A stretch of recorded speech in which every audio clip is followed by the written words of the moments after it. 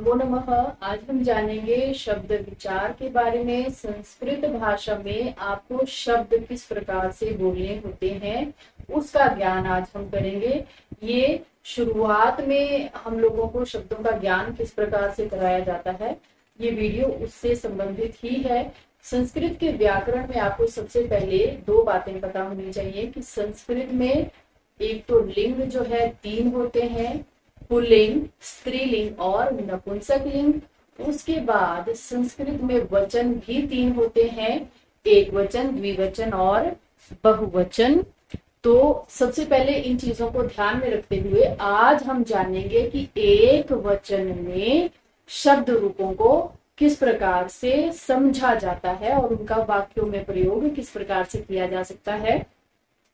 उसके लिए सबसे पहले आपको कारक का ज्ञान होना अत्यावश्यक है। आपको कारक का और इनके चिन्हों का अर्थात कारक के परसर्ग का भी ज्ञान होना जरूरी है, जो कि आपको हिंदी भाषा में भी कराया जाता है। तो मुझे लगता है आपको वो अच्छी तरह से आता भी होगा, और अगर नहीं आता है तो इसको समझने के लिए आपको कारक का ज्ञान होना आवश्यक है। इसलिए इस वीडियो में आपको मैं कारक के साथ ही विभक्तियों को समझाऊंगी, जिससे आपको समझने में बहुत आसानी हो जाए। और क्योंकि ये शुरुआती विद्यार्थियों के लिए है, अर्थात जिन्होंने संस्कृत पढ़ना अभी आरंभ ही किया है उनके लिए है, इसलिए मैं विभक्ति के बारे में भी बहुत विस्तृत रूप से बताऊंगी आपको। तो ध्यान से वीडियो को देखिएगा। सबसे पहले मैंने अभी बताया लिंग और वचन के बारे में कि संस्कृत में कितने होते हैं, वचन कितने होते हैं। उसके बाद अब जानिए विभक्ति। संस्कृत में 8 विभक्तियां होती हैं, जिनको कारक के अनुरूप आपने समझना है, कारक के साथ इसको लेकर चलना है। जैसे प्रथमा विभक्ति, पहली विभक्ति होती है, उसको कहते हैं प्रथमा, फिर द्वितीया, फिर तृतीया अर्थात तीसरी, चतुर्थी अर्थात चौथी, पंचमी अर्थात पांचवी, षष्ठी अर्थात छठी, सप्तमी अर्थात सातवीं। और संबोधन का अर्थ होता है किसी को पुकारना। किसी को पुकारने के लिए हम लोग संबोधन का प्रयोग करते हैं। उसके बाद कारक है कर्ता, कर्म, करण, संप्रदान, अपादान, संबंध, अधिकरण, में और हे अरे संबोधन। इनको बिल्कुल इनके साथ जोड़कर ही समझिए कि प्रथमा कर्ता, द्वितीया कर्म, तृतीया करण, चतुर्थी संप्रदान, पंचमी अपादान, षष्ठी संबंध, सप्तमी अधिकरण, संबोधन, हे अरे। इनको इस प्रकार से ही याद कीजिए। उसके बाद आपको इनके चिन्ह मालूम होने चाहिए, जो कि है कर्ता का होता है ने। अब इनको मैं शब्द के साथ जोड़कर आपको बताती हूँ, जिससे समय की भी बचत हो और आप आसानी से समझ भी जाए। जैसे हम लोग आज शब्द ले लेते हैं राम शब्द को, तो राम शब्द को अगर हम लेते हैं तो राम शब्द यहां पर मैं लिख देती हूं, राम, राम, राम। इस तरह से अंत तक राम शब्द हमारा आज चलेगा। हम उसको राम शब्द को ही बहुत ध्यान से सीखेंगे।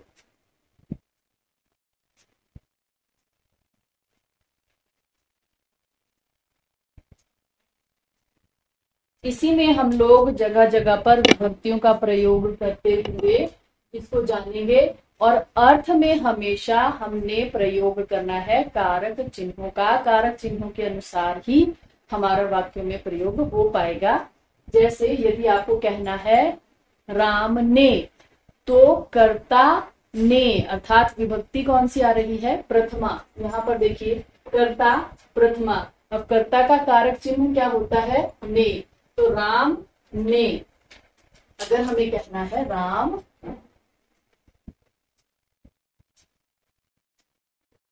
ने, ठीक है। उसके बाद कर्म, कर्म कारक का चिन्ह क्या होता है, को, कर्म को। तो यहां पर क्या बन जाएगा, राम को, राम को। करण, तृतीया करण, तो इसका परसर्ग क्या होता है कारक का, करण से, तो राम से। चतुर्थी संप्रदान के लिए, तो राम के लिए, राम के लिए। पंचमी अपादान, राम से, और अपादान होता है जुदाई अर्थ में या अलग होने के अर्थ में। उसके बाद संबंध का के की, तो राम का, राम के और राम की, ये हो जाएगा संबंध कारक में। अधिकरण कारक में होता है अधिकरण में पर, तो राम में या राम पर। उसके बाद अंतिम विभक्ति होती है संबोधन की, और संबोधन कारक में हम हमेशा लिखते हैं हे अरे, तो यहां पर क्या हो जाएगा, हे राम।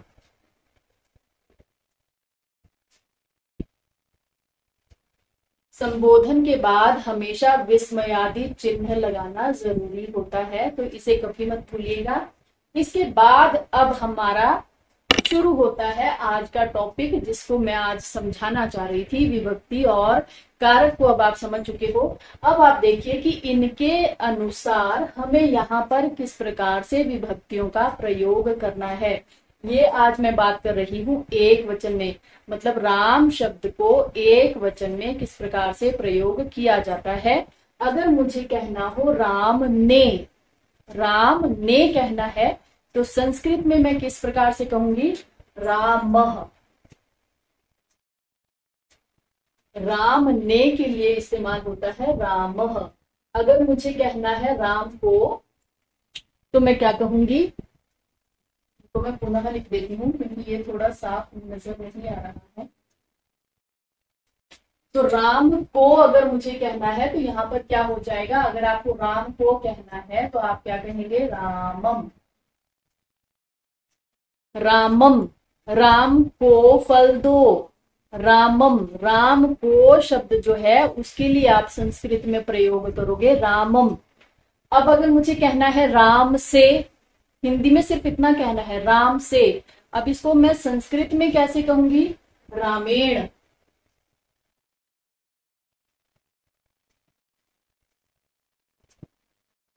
उसके बाद राम के लिए, अब राम के लिए को संस्कृत में क्या कहा जाएगा,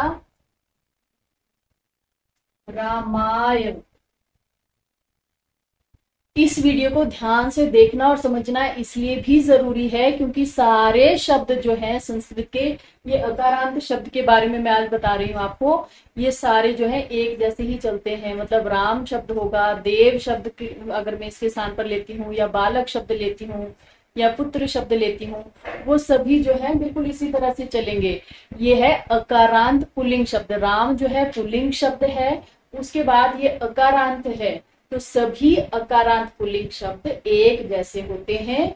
और ये अकारांत कैसे है, इस बात का पता कैसे चलेगा, जैसे राम के म को देखिए, म में कौन सा स्वर है, म में स्वर है अस्वर है, क्योंकि जब हम इनका वर्ण विच्छेद करते हैं तो म, हलंत और अ इस प्रकार से लिखा जाएगा। इससे पता चलता है कि राम जो है अकारांत शब्द है, अर्थात इसके अंतिम जो शब्द आपको दिया गया है उसके अंतिम वर्ण में कौन सा स्वर मिला है वो कहलाता है अकारांत। अगर मान लीजिए राम की जगह हम कोई और उदाहरण ले लेते हैं, यहाँ पर ले लेते हैं लता। अगर मैं यहाँ पर लता शब्द लेती हूँ, लता, तो अंतिम वर्ण है ता, और त में कौन सा स्वर मिला है वो है आ, तो ये कौन से होंगे, आकारांत शब्द। और क्योंकि लता स्त्रीलिंग शब्द है तो इस लता को हम क्या कहेंगे, आकारांत स्त्रीलिंग शब्द। उसी प्रकार से अगर मैं मुनि शब्द कहती हूँ तो वो कैसा होगा, इकारांत। उसके बाद साधु शब्द उकारांत, ऋकारांत। इस प्रकार से अंत का मतलब है अंत में। अब जैसे राम के म में अ है अंत में, तो इसको हम कहते हैं अकारांत। चलिए वापिस अपने मुद्दे पर आ जाते हैं, रामाय राम के लिए। अब पंचमी विभक्ति में क्या बनेगा, अगर आपको राम से पृथकता के योग में आपको कहना है तो आप क्या कहोगे, रामा।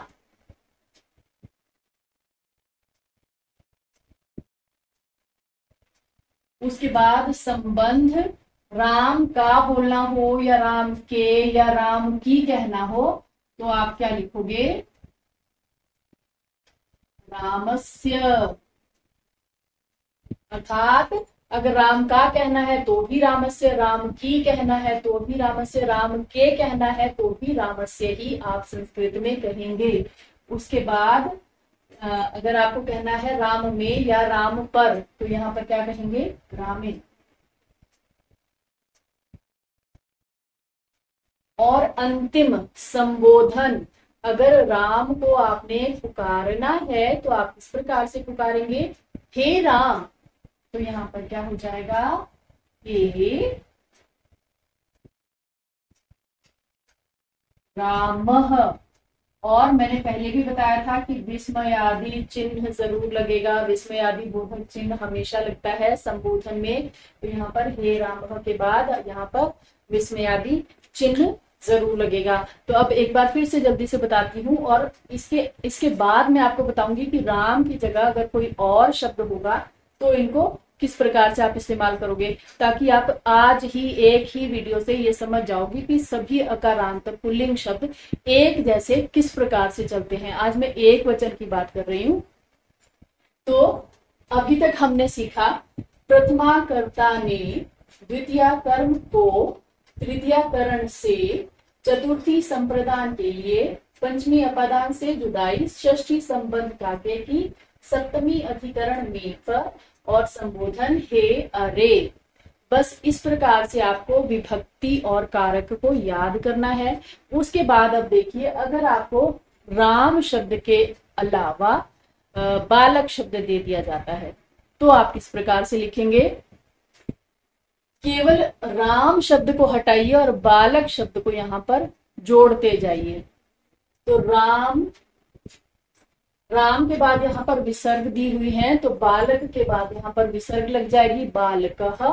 रामम की जगह हो जाएगा बालकम, रामेण बालकेन, रामाय बालकाय, रामात् बालकात्, रामस्य बालकस्य, रामे बालके, हे राम हे बालकः।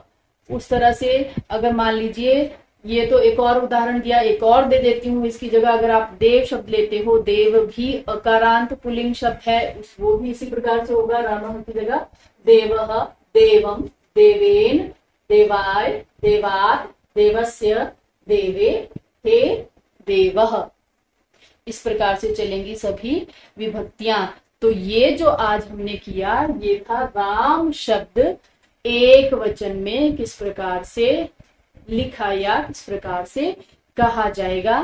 तो आज के लिए इतना ही। यदि आपको इसमें फिर भी कुछ समझ में नहीं आया, मुझे कमेंट करके जरूर पूछिएगा, आपको उसी समय इसका उत्तर दिया जाएगा। और इसके अलावा अभी मैंने सिर्फ एक वचन का बताया है, इसके बाद द्विवचन में किस प्रकार से करना है, बहुवचन में किस प्रकार से करना है, वो पार्ट 2 और पार्ट 3 में मैं बताऊंगी आपको उसके बारे में। और उसको इतनी मतलब अच्छी तरह से मैं समझाने की कोशिश करूंगी कि आपको शब्द रूप को याद करने में कोई कठिनाई नहीं आएगी, अगर आप लोग बहुत ध्यान से उन वीडियोस को भी देख लोगे। इसके साथ ही मेरा ये वीडियो समाप्त होता है। वीडियो देखने के लिए आपका बहुत बहुत धन्यवाद।